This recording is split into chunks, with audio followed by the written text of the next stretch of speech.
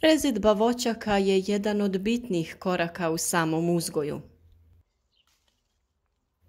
Rezidba voćnih stabala ima svoj optimalni trenutak, a omogućiti će formiranje uzgojnog oblika, dobar odnos vegetativnog rasta i rodnosti, kao i poboljšano zdravstveno stanje.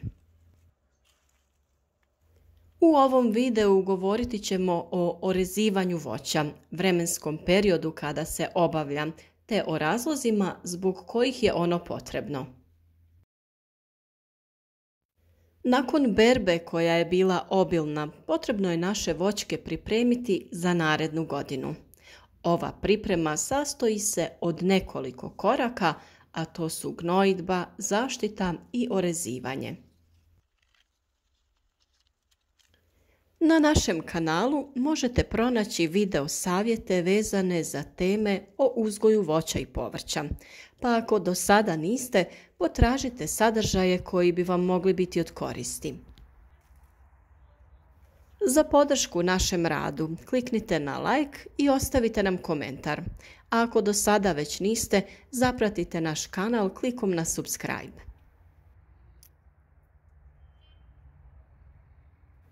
Rezidba voćnih stabala je obavezna mjera održavanja koja će nam pomoći da imamo zdrava stabla, dobar i kvalitetan urod. Sa orezivanjem započinjemo pri samoj sadnji voćnih sadnica tako što se vrh sadnice prekrati, a tokom 3 do 5 godina to ima za cilj formiranje uzgojnog oblika. Poslije tog razdoblja, orezivanje nam omogućava da održavamo zadani uzgojni oblik, reguliramo odnos između rasta i rodnosti, kao i obavljamo sanitarnu rezidbu kada je to potrebno. Redovno orezivanje će omogućiti krošnji optimalni protok zraka, odnosno orezana lisna masa će imati bolju ventilaciju i prolazak svjetlosti kroz centralni dio. Na taj način ćemo smanjiti pojavu bolesti i napad štetnika, a omogućiti ćemo obilnije formiranje rodnih pupoljaka i naravno samim tim i veći urod. Kod novo zasađenih voćnih sadnica rezidba se obavlja neposredno poslije sadnje, bilo da se radi o prikraćivanju sadnice ili bočnih grana. Kakav zahvat ćemo napraviti ovisi od vrste voća, sorte i uzgojnog oblika. U pravilu sa ovom agrotehničkom mjerom možemo započeti kada opadne lišće. Međutim, ako imate manji broj drveća, bolje je pričekati proljeće i trenutak neposredno prije kretanja vegetacije. Velike plantaže orezuju se tokom jeseni jer je to obiman posao. Za vlasnike amaterskih voćnjaka ili samo nekoliko stabala na okućnici, najbolje je da pričekaju početak proljeća. Tokom jeseni se može odraditi sanitarna rezidba koja će pridonijeti zdravlju drveća. Tada se uklanjaju sve suhe i slomljene grane, kao i one sa vidljivim simptomima nekih oboljenja ili napada štetnika. Zimsku rezidbu najbolje je obaviti krajem februara ili tokom marta, prije samog kretanja vegetacije. U stvari nikad ne znamo kakva će zapravo biti zima, hoće li doći do izmrzavanja rodnih pupoljaka i grana. Može se dogoditi da se odreže sve što je suvišno, a zima bude vrlo hladna.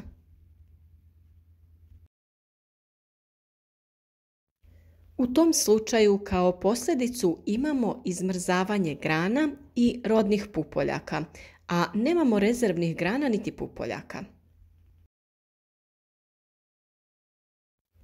Upravo iz tog razloga je bolje sa ovom operacijom pričekati do ranog proljeća. Tada možemo provjeriti koliko je pupoljaka i grana izmrzlo, koliku dužinu grane ćemo ukloniti. Obično smrzavaju vršni pupoljci i vršni dio grane. Na taj način može se spasiti rodni potencijal voćnog stabla i samim tim održati uzgojni oblik. Prilikom njenog obnavljanja važno je ukloniti sve vodopije, to jest vertikalne grane.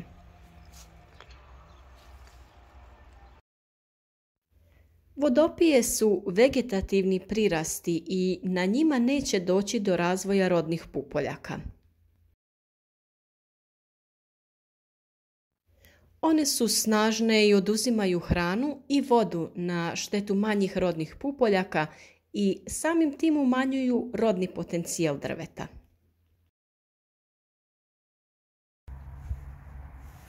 Također uklanjaju se i grane koje se preklapaju, odnosno koje zasjenjuju ostale. One koje rastu prema unutra odrežite, jer će dovesti do zagušenosti srednjeg dijela krošnje.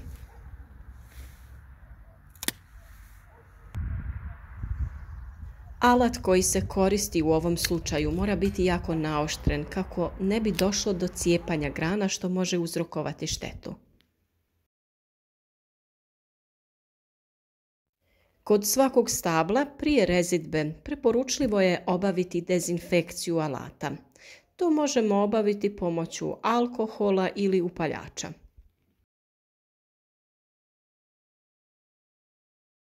Sasvim je dovoljno da plamenom upaljača prijeđemo preko oštrice. Time ćemo spriječiti prenošenje eventualnih uzročnika bolesti sa jednog stabla na drugo, posebno u slučaju kada je riječ o virusima i bakterijskim zarazama. Prilikom orezivanja debljih grana potrebno je rez premazati voćarskim voskom. Naravno, svaki taj rez je ujedno i rana na stablu i što prije ona zaraste ili bude premazana voskom, to ćemo prije spriječiti prodor patogena i napad štetnika. Sa ovom navedenom agrotehničkom operacijom ni u kom slučaju ne smijemo zakasniti i pristupiti joj kada je već vegetacija krenula, jer će to izazvati svojevrstan šok kod voćnog stabla. Kao i uvijek mi se trudimo biti u korak sa radovima, tako smo već do sada pričali o ovoj temi, a naravno kada za to dođe vrijeme ponovno ćemo se posvetiti ovoj i sličnim temama koje se tiču uzgoju voćaka. U sljedećim videima pričati ćemo o zaštiti voća od bolesti te o osnovnoj gnojidbi. Nadamo se da ćete ostati s nama i pratiti i dalje naše video savjete, a najlakši način da dobijete pravovremenu informaciju o svakom novom videu koji objavimo jeste da zapratite naš kanal klikom na subscribe, a pored tog znaka nalazi se i malo zvonce na koje trebate kliknuti kako bi dobivali redovne obavijesti.